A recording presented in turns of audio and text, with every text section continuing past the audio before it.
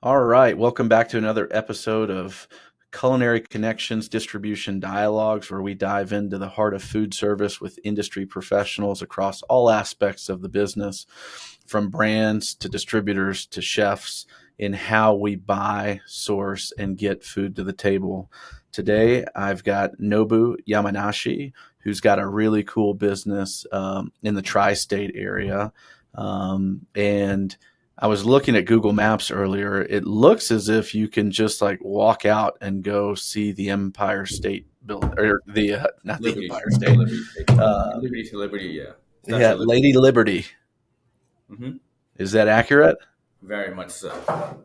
And then you're right there next to Liberty National Golf Course to give you perspective on the space. Have you guys always been there? Yeah, we've been there since 1990, I believe. Okay, awesome. And where were you guys prior to that? Meatpacking in the Okay. city. And given the state of distribution, you guys have definitely grown in awareness for top chefs in the area. Is the space big enough? I mean, it's a highly competitive space, right? We've been around. I'm second generation. My father started it back in the late '70s, and obviously, when he started it, he was one of the first to be in this space where high-end seafood was really still in the infancy phase. And yeah, I mean, of course, that's why we got good legacy, long-term clients like Le Bernardin and Daniel, and super high-end Michelin star restaurants that we've been working with for decades and decades. Um, is it big enough? I mean, it's definitely harder for new distributors to come on board. But yeah, I mean, there's a lot in the space to begin with, anyways. So, I mean, it's already crowded as is. So I would say it's pretty challenging in that Yeah. aspect. Now, for those of the listeners out there, people watching that don't know who you guys are, why don't you give a little background on your business, what you guys offer, and maybe the differentiating factor for you guys? Sure, we started it in the mid '70s. My father started it. He doesn't really come from a seafood background. He just was one of the pioneers in sourcing Boston or Gloucester bluefin tuna back in the days when it was just for sports fishing. And, obviously in Japanese culture, that was a highly prized tuna, right? Tuna was very highly prized. And in America, it wasn't. It was the toro part, the fatty part was just thrown away. And, maybe they ate some of the lean part, but it was mostly caught for sports fishing, for fun, essentially. And yeah, so he's the one that kind of first commercialized that, brought it, started buying whole bluefin in a van and bringing it back to New York. And, I don't even think he knew how to break down a tuna when he started, but he just told the chef, take a cut you want and, just pay me whatever you think is fair. And that's kind of how it started. A lot of cash transactions and going back and forth and just him doing it by himself. And then, then eventually grew to a point where he started kind of sourcing all the domestic tuna, not only bluefin, but yellowfin, big eye from Montauk and Jersey and Florida and whatever it is. And then we would sell it in auction in Tsukiji at the time in Japan, where it was, you can get some high price tags for those fish. But the business itself in that world is extremely unstable. Sometimes you can make a killing and sometimes you can lose a fortune, but you still have to pay the fishermen regardless, right? And then the money just doesn't turn quick enough.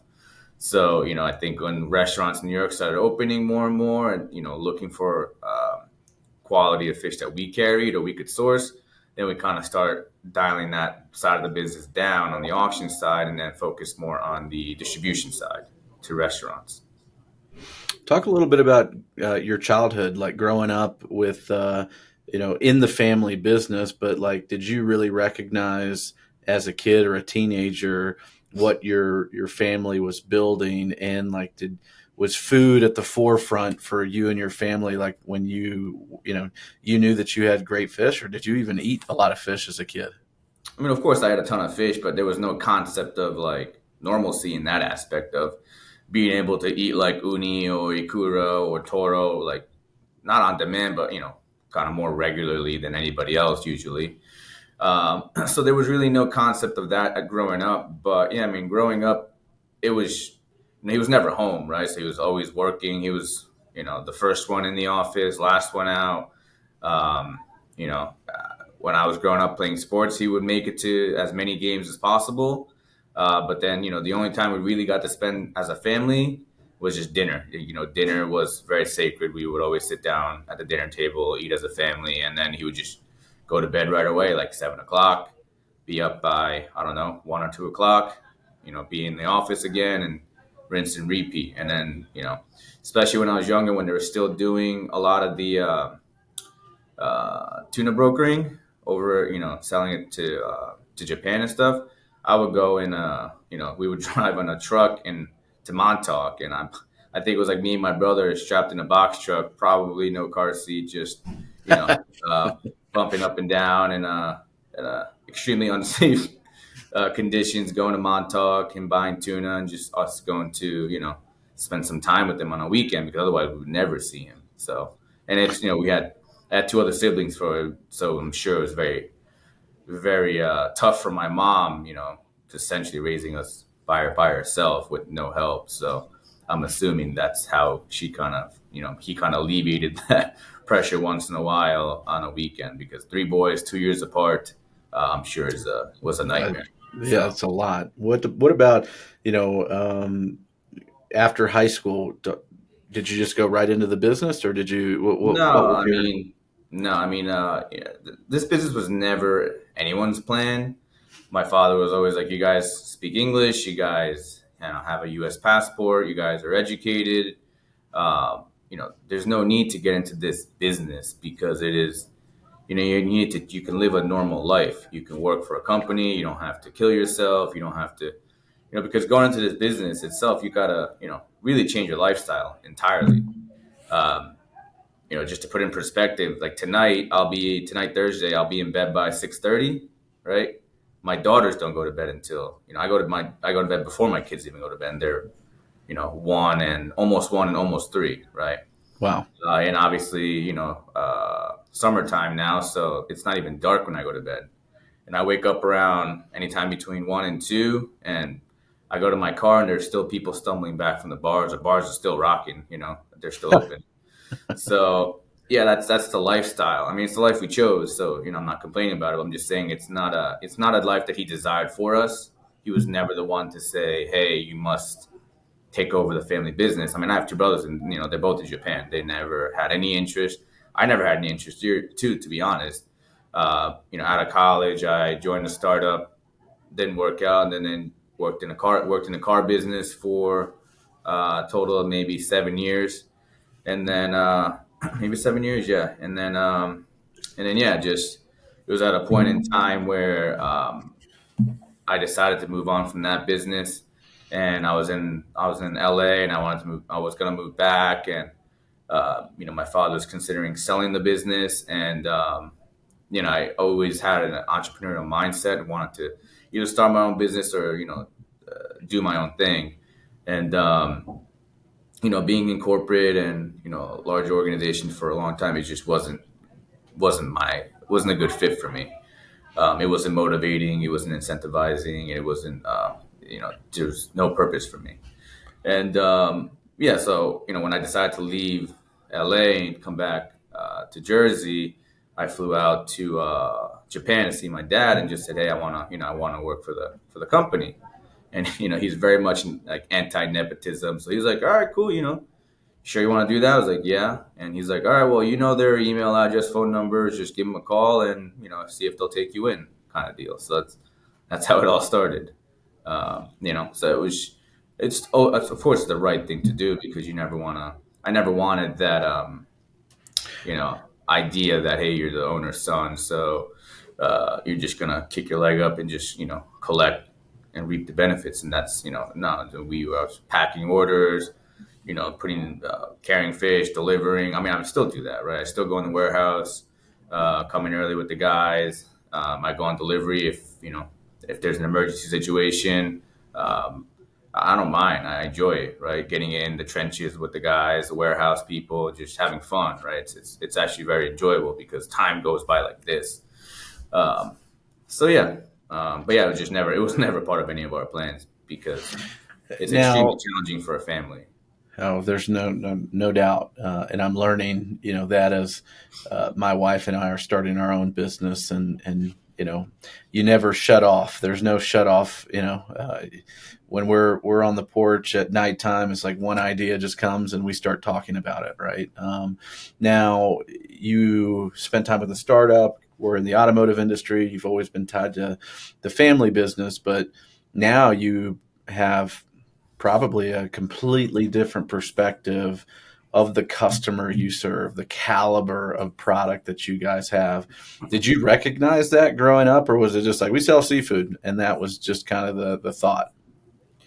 I mean, I really didn't have anything to compare it to, right? So it's really hard to say. But coming into here and seeing how I mean, I knew how my father operated. He was very, very strict. His mentality was if the warehouse side, quality control side is good, you don't need salespeople, especially back in the day. You don't need people knocking on doors, cold calling, begging for business or whatever. It's just the product should speak itself, for itself. And you don't need salespeople to preach for you. It should just automatically be, based on your reputation, consistency, quality, customer service.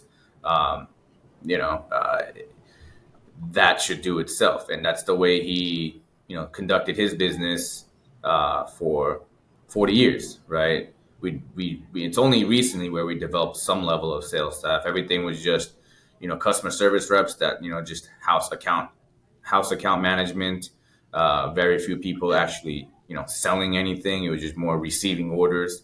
Um, and as long as, and he would always go out, he was always in the warehouse every single day. He was picking tuna, cutting, doing all that work, go on delivery almost every day.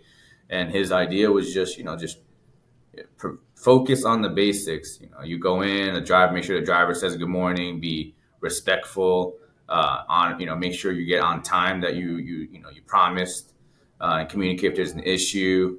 And, that's his style. He was never like, if someone's charging $1, let's charge 75 cents. And it's not, he's like, no, if someone's charging $1, we're going to charge $1.10. Like, he always had a lot of pride and confidence in what he was selling, especially tuna. It's not it's a very, very challenging business to begin with.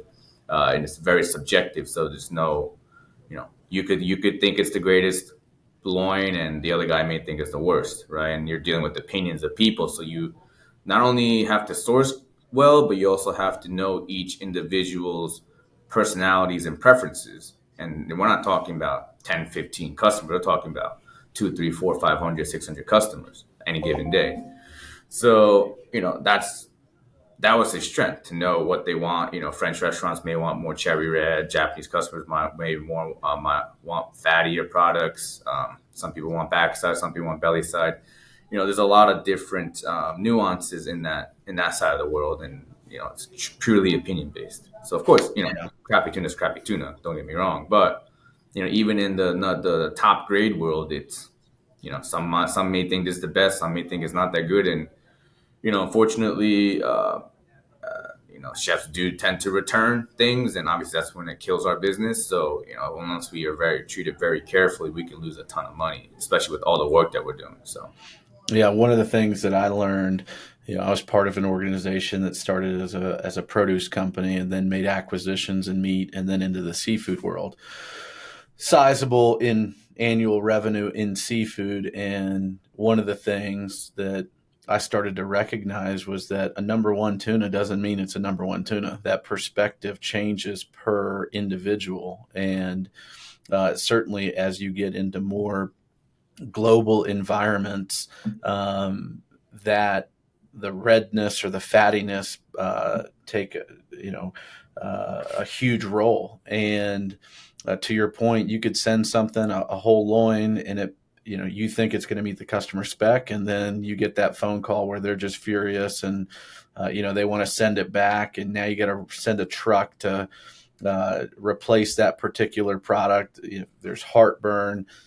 Maybe the product comes back good enough that you can salvage it from a standpoint of maintained under temp and packaged the right way, but maybe you have to dump it. And that was a huge learning curve, because in beef world, USDA prime is USDA prime. USDA choice is USDA choice. But in tuna world, there's really no governing body that says this is what it is. And that is a huge challenge. Produce definitely sees it. You see it in bananas, tomatoes, and avocados, and in ripeness levels and the subjectiveness that exists there. But a case of avocados is so much less money than a whole loin of premium tuna. Talk a little bit about the volume of tuna that you guys are moving on a daily basis. I mean, in a weekly basis with bluefin, yellowfin, big eye, fresh side, we probably move uh, like the net weight after we trim everything. I would say close to 20,000 pounds, right? Um, so it used to be more, I think, but now we're focusing more on um, taking care of the existing clients and make margins on that rather than just selling it volume. So. Well, it's still a significant amount. If you think about if you're in middle America selling tuna, you're not even reaching anywhere close to that. You probably aren't even reaching close to that on a monthly basis. Part of that is perception, right? You're either going to grill it and, do you need a number one or a number two, or what's the purpose of albacore, right? And there's so many different species that people can use, but sourcing becomes a bit of a challenge when you're not along the coastline. And you talked about the Montauk tuna and the Japanese, and how is the mentality or focus on sourcing the tuna? Is it really fixated on particular regions? Is it on just certain producers, or is it just availability?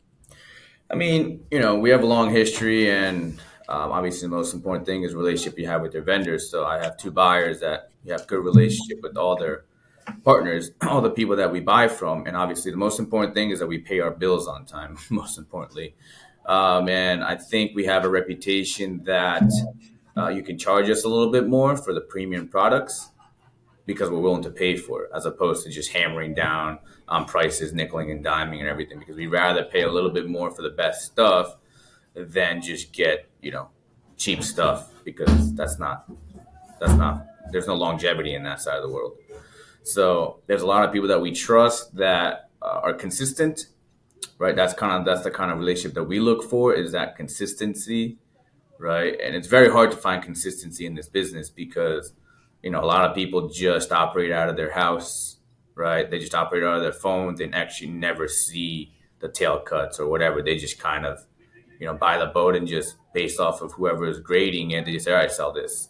So we have to really know the person, how they operate their business, whether they're a broker or actually the fisherman or whoever it may be, and how consistent they are, and then how long has it been since it's been caught, the freshness, the fat content. So they know what we want. It's those people that are consistently able to deliver that to us is who we buy from. So it's not necessarily, of course, like, you want to source good products. Like tuna usually sourced well in the cold region, right? So especially bluefin. So you want to start sourcing in a few months, or even now, like Australia, New Zealand area where the waters are starting to get colder. Wintertime, this area is better for bluefin, especially. But yeah, so we know the seasonalities of where the tunas migrate and where the best catches are in that time. But yeah, it's just finding the right partners that are there on the ground that can always consistently provide us the best stuff. And most importantly, when there's no tuna available because of weather issues, holidays, so the fishermen aren't as out. If you have those strong relationships when nobody else has tuna, we will always have it. It might not be cheap, but we will always be able to. The most important thing is to never be out, right? To be consistent. How much how much do you leverage air freight versus going to pick up or having product delivered straight to you? I mean, it's a mixture, right? So we'll have a lot of the stuff gets dropped off at Hunts Point, right, Full Fish Market. So we send two box trucks there every morning. One guy goes there earlier, fills up the truck with all the stuff that's there, not at the market, but just all the drop off stuff. The salmons, the tunas, the the New England products, the shellfish, whatever we ordered. And then, I have a second driver that comes with another truck and swaps it and then goes back to the warehouse. We can get back there by 4:30. And then the other guy then buys whatever's from the market and just drives back with like a half truck or a quarter truck and stuff like that. Very cool. Now, earlier you talked a little bit about, your dad having kind of a quality speaks for itself. We don't need any salespeople. You've introduced a little bit of a sales team. How has that changed the way that you go to market or the focus of the business? Has it enhanced? Was that driven by like you recognizing, hey, I can't do it all, or just knowing the way for us to grow is to have more people sharing our story and serving the customer? Give us a little kind of glimpse on where that changed. I mean, it's more competitive than ever now, right? So especially if you're just not in front of the customers, sure, our products speak for itself. Or we don't really do much like cold calling or just knocking on doors saying, "Hey, this is who we are. Can we open an account with you?" And or can you open an account with us and buy from us? It's mostly 99% inbound, right? Whether it's emails, DMs on Instagram, phone calls, right, to our office to say, hey, we're opening a new restaurant, or we have a restaurant. We heard about you guys, or we have a new chef that used to buy from you guys at a different restaurant. Can we buy from you? And that's usually the conversation. So, but you also need knowledgeable salespeople that don't not only just takes orders, but can either recommend items, right? Or, of course, try to take more from whoever else they're buying from. And if you don't have those people, then there's already a fixed cost associated with delivery, whether I deliver $200 worth of products or $10,000 worth of products, right? I still have to physically go there and somebody has to physically deliver it. So, of course, you want to try to have your average order volume increase as much as possible because my fixed costs are already there. It costs a ton of money to go into the city. 2 drivers, a van, every delivery probably cost me $40 to $50, regardless of it being a $200 order or a $5,000 order. So the idea is try to not add as more stops, it's just add more order per stop. So, it's going to be hard with customer service people to accomplish that. So you need salespeople that are knowledgeable, that can understand the sales aspect of it and try to win more business within the existing account. What's the biggest pain in the ass in distributing in New York? What's the pain in the ass? What? In distributing in the city? What, restaurant or like what area? No. Just like the actual action of, delivering in the city. Yeah, delivering in the city is horrible. Like, whether you have to go down this tiny hatch in the basement and you're trying to carry a, like 50-pound box of salmon with ice in it, and you're just trying to carry it like you got to carry it straightforward. You can't carry it like you normally would, So it's extremely challenging because then you go to a building, loading dock, security. There's constant protests, parking tickets, shut down. Yeah, now the EPA is having like citizens essentially take videos of any idling vehicles, commercial vehicles. If you're idling for longer than 3 minutes, you get $1,000 fine. But then FDA is like, well, you must have your van on idling so that the refrigeration can stay on. So it's very conflicting, right? So, we've had to fight. I have to use a service for it, but I still pay, like, instead of paying $1,000, I still have to pay $300 just to get it dismissed. Right? Wow. So the only person winning here is the lawyer and the person that's, filing these is the individual. And so it's like, no matter what I do, there's really nothing I can do, right? It's just, it doesn't make any sense, right? It's like the left hand isn't talking to the right, and it's like, well, we can't pollute the environment, but the refrigerator must be staying under 38 degrees. So it's like, which one do you want me to do? Like, turn the gas off and, dead of summer, leave the products to, at a high temperature, or leave it on idling so the refrigeration can stay on? Like, what do you want me to do? That's wild. And also thinking about, because we know problems happen and either you forget to order or, the driver that was walking in awkward to the dungeon trips and, the salmon spills, right? He needs it ready for service. And now you got to react and get product there. Well, it's not just you know, uh, a quick flick of the thumbs that it happens. You got to cut it, pack it, put it in, do you have a driver on standby ready to go and deliver? And then, by the way, it's 4 o'clock and getting into the city, I'm sure it's just an absolute nightmare. Yeah, I mean, luckily there's services now that we can outsource because it definitely costs more money to send my guys to go in my van, and then someone has to wait for them to come back. So, if it's our fault or if the customer wants to pay for it and then we're able to, sure, we'll either pay it out of pocket and lose money, or if it's something that they want because they forgot to order, like sure, pay for an Uber, whatever. I'll put it in the trunk, and sometimes the Uber guys are like, no, I don't want to take any fish, and just turn away. But eventually you'll find somebody that's willing to go, and at least it's one way, so you don't have to deal with the rest of it. So we're willing to go the extra mile to do those things, even if it's outside of our normal operation hours. Happens all the time, especially on Friday. Oh, I forgot to order this. Or the chef's like, hey, can you deliver? And I say, well, I'll put it in an Uber. They're like, how much is it? It's like, they don't want to pay for it. So they're like, nope, no, thank you. And I'm like, well, so you want me to, it still costs me money. So you want me to go and spend $100 to deliver a $50 fish?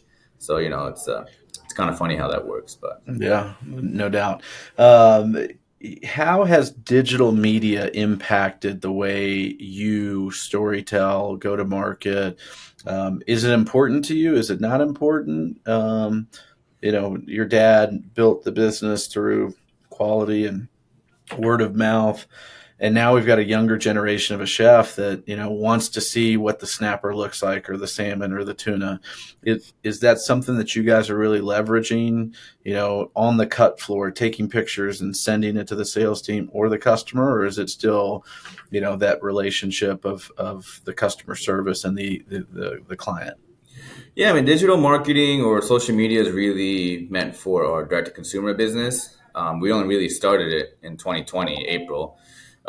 During the pandemic, right? So when we were trying to sell to home consumers, that's when we started, because quite frankly, it didn't really matter to us before that anybody on the street knew who Yama Seafood was, as long as restaurants and chefs knew who we were, which they already did. So, it didn't really matter. When I took over the social media account in 2020, we had like 150 followers, and they were pretty much just family, and there are our staff's like kids or wives or husbands or whatever it is. You know what I mean? So, the whole purpose was to get in front of the audience, the consumers, and, see how it would take off. And during the pandemic, yeah, it applied very well. We take a picture of uni, we put it up, we say limited availability, and then they go on our website and order it, and it's sold out very quickly.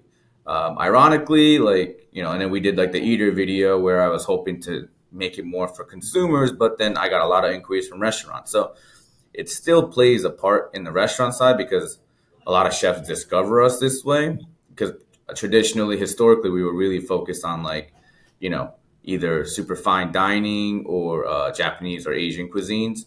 So then let's say an Italian chef didn't really know that, we would service them, for example.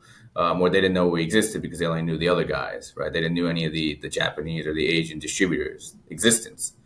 So when they found us and we focused on tuna, they already used tuna. They're like, oh my God, your stuff is amazing, right? Even if we don't send the best cut of the day, our, consistent quality is better than what they ever had before.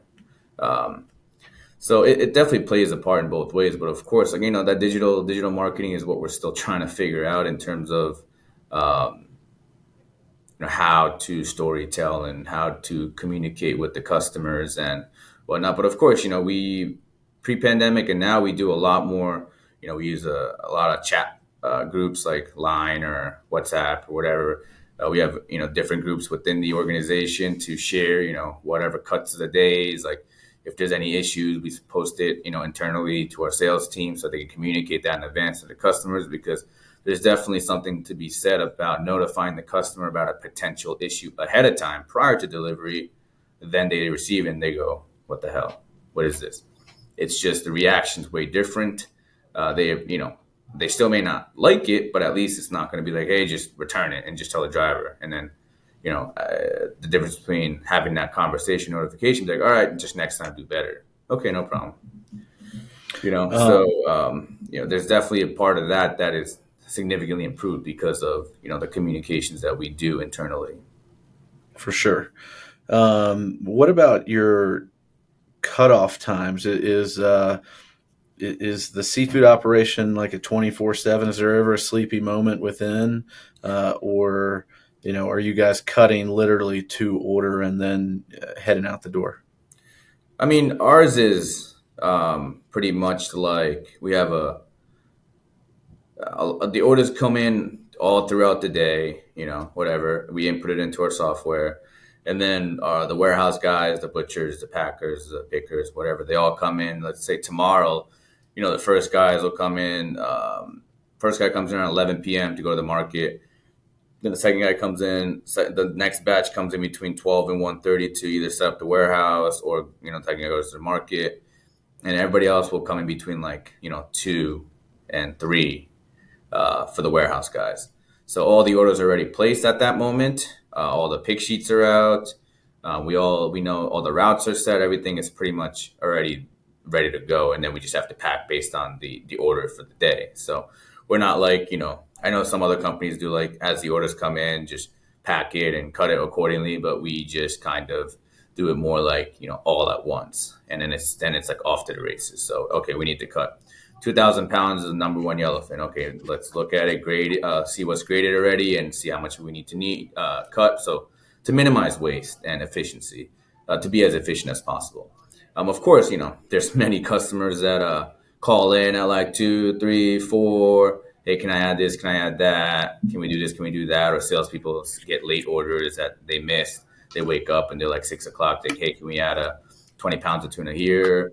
And even all throughout the day, it's like, hey, can we add this? Can you Uber this? So, I mean, it still flows all through, especially on a Friday when when we're not open on the weekends. So we're not doing Saturday deliveries. So if they need the fish, they need the fish. So So at least you get a little bit of a Saturday a day off for you. I mean, we do Japanese fish on Saturdays, so it's still work at home. But yeah, of course, I mean, I have two little girls, so I try to balance my life more than what I did prior when I didn't have any staff and just survival. So especially when we're starting direct to consumer and trying to figure out that path, and there's a lot of demand for it, but a lot of education required because it's seafood. People just don't know seafood. They know sushi, but they don't really know how to prepare it, thaw it, store it. So there was a time during like the first year during COVID, we were trying to grow that D2C side, and they all personally have my numbers. So I would all throughout the night get text messages, and uh, it was a time where I was just waking up at all hours trying to answer just to keep it going. And I did not do a good job balancing, but I don't really also didn't think we had a choice at that point. We had 16 people. We went from 75 to 16, and it was just, let's just figure this out and hope for the best. So Yeah, virtually 4 years ago, right today, you're scrambling to try to figure out how the heck to turn a company around that was so food service driven into DTC. Is DTC still it's still prominent to you, or is it kind of, I don't want to say lost its luster, but now that restaurants are back, focused back into food service, or now you've got a team that's kind of working specifically on the direct to consumer? yeah, of course, B2B will always be the bread and butter, but there's definitely a lot of love and interest from my side personally for D2C because, that's kind of like my baby. Started it, and it's something that I take a lot of pride and passion. And, you know, consumers tend to be more grateful when they get good stuff, and chefs are just more like, yeah, whatever. So it does feel nice from time to time when you get that really nice email. Of course, there's a lot of complaints too, but it does definitely feel well when that does happen. And I think there's a, big opportunity in that space. So it is difficult because it's a lot of tedious work, right? Instead of just taking cases and cases of whatever and just, moving a large volume at lower margin, you got to cut into 6-ounce portions, 8-ounce portions, and have instructions, and send delivery information, and handle a lot of questions and concerns and education, and and whatnot. And obviously, consumers are way less forgiving than chefs because they just want to return if it's not up to par, and chefs will just figure out a way to use it, or we can sell for a little bit cheaper, right? So of course it's much more challenging, but I think once you figure that out, it'll be a good balance, because I've kind of vowed for myself and for the rest, for everybody here, that if there were to be another pandemic, I never want to go through that kind of layoff or furlough again. It broke my heart. It impacted so many family members, and had we had this diversity in our portfolio, maybe we could have saved half of them. So maybe instead of going down to 60, maybe we went to 40, right? Or 35, and at least kept a few more, kept the drivers employed, some of the warehouse guys. And, I'm sure there was plenty of people that were happy to get government checks, of course. But yeah, it just, that was probably the worst day of my career. Just, talking to a wall, talking to the mirror, trying to figure out what message to deliver to these people that will be their lives will be impacted forever. And I knew some of them will never see again, because they'll either just retire, because they were already on the cusp anyways. And, so it was a lot of experience got lost too, all of a sudden overnight, which was very sad. Yeah. I remember we acquired a company. It was March 16th, a Monday. And, that's when that Monday they had came to the office for the first day of part of the acquisition. We had acquired a produce company that had about 34 employees, and had to furlough 32 of the 34 that came over that day. And, I remember having to have conversations with each of them. And, for the first time, it's not about performance, because typically when you have those conversations is you're not performing. Here is, it's for the livelihood. Like, we have to survive, and this is what has to be done. And it's a really horrible situation. And, this person just lost their livelihood of how they pay their mortgage and everything else that they don't have control over. And man, that last conversation, I just found myself in tears, because of, it's never a fun conversation, much less having it 32 times. And then how it's impacting you. And like, at that point I had a 1.5-year-old and a 3-year-old. I just moved to Denver, I'm like 70 days in, no friends. And, what is going to happen with the world? I have no dang idea. And, we didn't pivot in the direct to consumer. I think a lot of people thought it was like, oh, it's going to be like a 2 or 3 week thing, right? And it just kept going and going. So, and I think it's a good revenue stream for you to figure out, and say you wanted to expand into a different part of the world. Like, people have brand recognition because your ability to ship across the country. And, but it does take effort. You can't just think like, oh, I'm just going to flip a switch, right? Like, you have to create, to your point, recipes, instructions. You've got to have a team that can answer questions. You're engaging on social, right? Like, you've got to create brand identity. Going back to the B2B side, are there any new tech tools that you're currently using or that you've introduced? You talked about WhatsApp a little bit. Obviously, you're using email, right?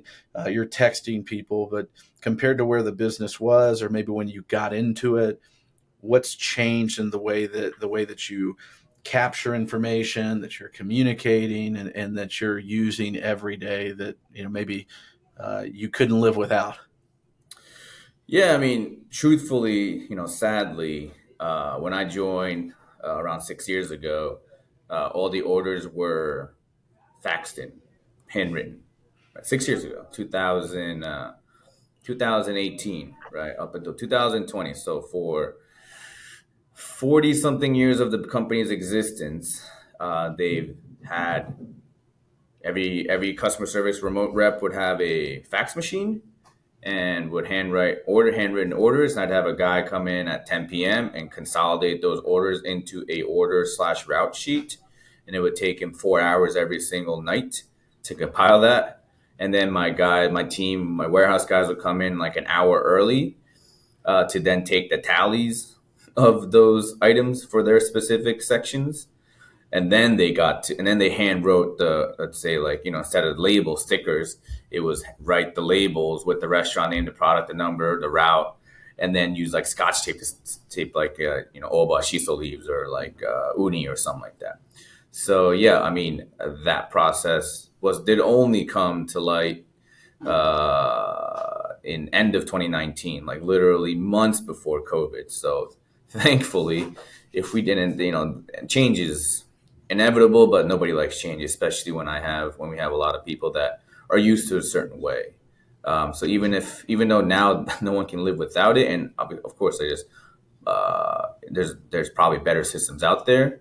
At least for now, it's like that definitely kept us going in COVID. If we had 16 people and had to handwrite orders and fax in, and somebody had to come in and compile those orders, it would have been impossible to operate. Like it would probably have been me coming in at like 10 o'clock at night, and I don't know, maybe I would have been divorced. Maybe I would have got like a psychotic breakdown, or I don't know, but it just wouldn't have worked because we grew significantly since the pandemic too, compared to pre-pandemic. So the volume grew almost double, and to do that, handwrite that double the amount, forget it. It just wouldn't have worked at all. Would you attribute that success in your business to restaurants coming back, the city coming back to life? Are you in a larger footprint? Is it just kind of a perfect storm of everything? Did you add new SKUs? Yeah, no, I mean, sure. There's some specialty products that we've added that we already service within the industry that pre-pandemic, we're just like, all right, we're just going to sell seafood. But now we sell more, like exotic products, luxury products that all go within the sushi or the, fine dining, high-end one tablecloth restaurant world. So that definitely contributes to growth. But during the pandemic, a lot of, distributors like us laid off everybody. And then a lot of people left the industry altogether, and there were just a lot of good accounts that just didn't have good account managers, like salespeople managing it from competitors. So then there was a lot of people that just didn't have the care that they desired from a distributor standpoint, and we just kind of picked a lot of those really good low hanging fruits that wanted just, if they ordered for tomorrow, did it arrive, like just the basics. But I think because everybody was in shambles, and maybe they cut a lot of the experienced people to keep the young guys or whatever it may be, there was just a lot of gap in coverage. And fortunately for us, we didn't have as big gap in terms of the sales side, in terms of the sales team, because a lot of my managers do sales, and we kept some of the salespeople too. So the impact of that was significantly less. So then when these really good companies that were pretty large, reached out, it was just, pretty quick, seamless. And it would have even been guys that never even considered us pre-pandemic, but, the pandemic happened. They're like, my sales rep got fired or got laid off, and, the new guy just isn't doing the job. Then it was just like, sure, I'll take care of it. And just, especially at the time where, we were seeking a lot of business, it was a pretty simple concept just to take care of them. If people out there are looking to build a quality seafood sushi program, are there any areas that you really need to focus in on, that can kind of get you to a certain point to serve that customer base?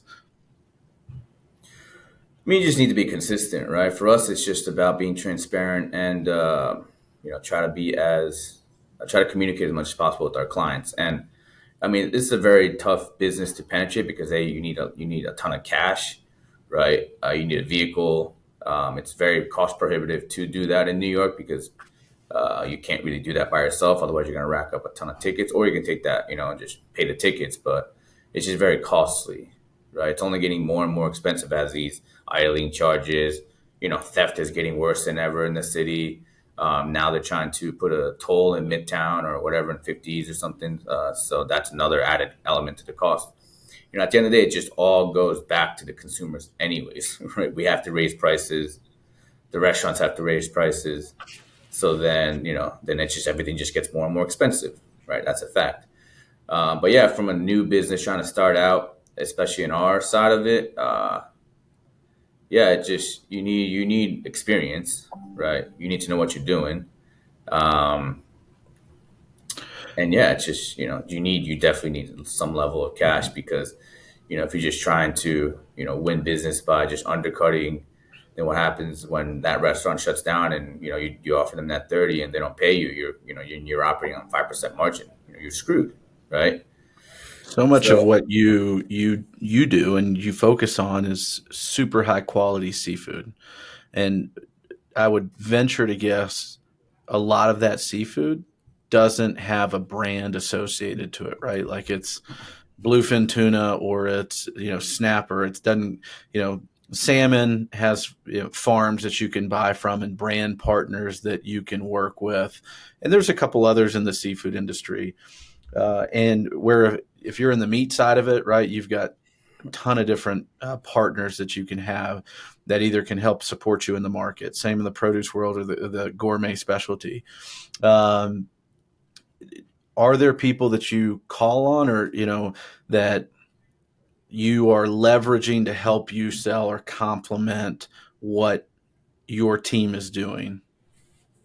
you're talking about like other brands that like Yeah, sell any to brand, like you've got Hiramasa Kingfish and there's, right. other, and they've got field reps. Are those people that you lean on or it's really, your team?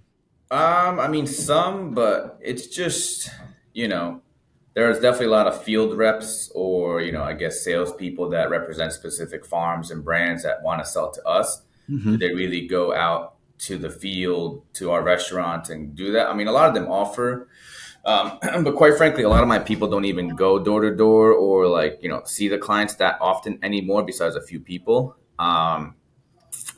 Is it mostly text calls? That's like what Yeah, they're I mean, it's just the day to day is just so busy. And then back in the day, yeah, you have to make appointments. They want to see you every week and this and that. But COVID changed everything. So, even the big guys that used to have like this Mondays for Yama, Tuesdays for this guy, Wednesday for this guy, like that doesn't really exist anymore. And it's pretty much like a lot of the old school chefs that appreciate that or want that kind of service. There's a lot of the younger, newer generation that couldn't care less if they ever met you or not. But of course, like you do your best to like whenever I go to the city to eat, like I try to do my best to dine at my client's place because then I can see the final product and maybe get to meet them for the first time, or at least like kind of enjoy the fruits of your labor, right? So sure. kind of see what's going on, how they do it, and just have time outside of the warehouse and that level of like just taking order and packing it and make sure it gets taken care of to okay, this is the final product, and it's really cool to see that, and I truly enjoy that. There's a guy in California I recently had a conversation with. His name's Ed Zimmerman, and his business is called the Food Connector. And we were talking about his business, and he had a traditional brokerage in food service, and he said, COVID changed everything for me. He said, typically I could walk into the back door of a kitchen and, you're well received. And he's like, COVID overnight, the back door got locked, the front door got locked, and the only door that was available was the digital door. And I think, and I envision a salesperson in Manhattan, how ineffective it can be to just like jump on the subway, go from restaurant to restaurant. Maybe the chef's not there, and you've really just wasted your time. And I think the expectations of the old school chef have maybe realigned. They can still be an old school chef, but they're using new school methods to want to communicate because it's more effective for them. So I 100% echo your sentiments on whether you're in sales, you're in brokerage, you're like, or you're a sales manager. The reality is like it's not realistic to think that you're going to see 8 people per day, during the week because of changing schedules, and like they just really don't want to see you. The customer base is getting younger, and the communication style is different, and that's okay. It's just different. We can still be impactful, and we can create a relationship differently. It's not, it doesn't have to be impersonal. You can still get to know people via text. And to your point, when you go in the city and you go eat, it's like, oh, we've been talking for forever. It's great to finally meet you, right? I think you shouldn't be scared of the technologies that exist. Is like leverage them, figure them out. Maybe it's a FaceTime, right? What can you do to create that personal connection? As we kind of wrap up here, a couple of thoughts. What would you be doing today if you weren't in the seafood space? I mean, I know you did the startup in the car, but is there anything that you're like, dang, I wish I would have done this? Honestly, I don't know. Like, I didn't have any expectation when I joined here. I just wanted the opportunity, right? But now that I'm in it, it's addicting. I love it. I just love every aspect of it. Being on the floor in the trenches, going on deliveries, going to see the world, right? Like I'm going to Barcelona seafood show next month. First time. I've been to Barcelona when I was in college studying abroad and got pickpocketed immediately when I got there, which was great. But it's different. And then going to Barcelona, then going to Scotland to see the farm that we buy from, and then going to see a friend in London. So just kind of doing things that I don't think I would have got to do otherwise. I try to go to Japan every year. I couldn't go during the pandemic, but last year I went for the first time in 4 years, and I plan on going there every year. My parents are out there mostly. My brothers are out there. My entire family is pretty much. I'm the only one here, and it's just Wow. then to explore different parts of Japan because there's just so much out there. There's so many. Like for me, my interest, what excites me is like sourcing these products and forming partnership with people that are, not commoditized. Like I'm not, of course you need to sell your salmons and commodities of the world, but I'm more interested in selling products that are just not readily available or sourced in my local market, right? Nobody else carries because then we can all win. Like I can bring something exciting to the chefs, to my salespeople, and I can, if I can make a little bit more money than I normally would doing that, offer something unique, that'd be fantastic, right? Kind of be exclusive in that market. So it's just having that excitement. I'm sure I might be, because maybe I'm relatively new to the space. I'm still young. Maybe I'm still, overly excited over it. But, like next time I plan on going to Hokkaido and spending, more than like last time I was there for like 24 hours, but plan on going there for like, 72 hours. I have good relationship with uni processors there, the market people there. So trying to really explore and understand the market, the fish, what's out there, and what may apply to my New York market, to my clients here. So, yeah, that part is fun. And then, I do sales as well. So, I go to Miami or Florida area every year just to see the customers that we service out there. And yeah, those are, what I truly enjoy. So what would I be doing otherwise? I don't know. I don't think I would have. Like this was kind of like, regardless of where I ended up standing, whether I was a president or just an employee, it would just prove myself and, do my best. And thankfully I'm here. And we survived the worst of it. And yeah, I can't imagine anything else at this moment. Well, I think you're very similar to me. Like I want to go put my feet on the ground of the farm, the producer, where something's made, because it's really hard to replicate. Yeah, you can learn off of a website or having a Zoom, but once you really go see and you capture those images and you share that passion with a chef, you're decommoditizing a commodity in some sense, right? Showing why it's worth something more than it is. It seems like you get a lot of inspiration or drive from education, going to visit, whether, it's a market or a customer, oftentimes as a leader, you have to sharpen other people. You have to inspire other people. Where do you find inspiration for you to keep going? Is it that? Are you podcasting? Is it just like you're level headed or you're just chugging coffee and going? I just, for me, like personality wise, like I love to get to know everybody. Like I know all my staff on a personal level. Maybe I take things a little bit too personally, especially when they leave or something. But yeah, I just truly find joy in what I do. maybe too much. My wife, even my vacations may be planned around, okay, where can I visit my clients outside of my market? Like we're going to like Dominican Republic. It's like, oh, my client's opening up a restaurant there. She's like, for the love of God, just one time, can we just 100% do vacation? I'm like, yeah, it's just, we're just eating. We need to eat, right? So let's just go eat here. Drives her nuts. But that's just how I operate, and that's how I think. And, to me, it's not work, it's joy.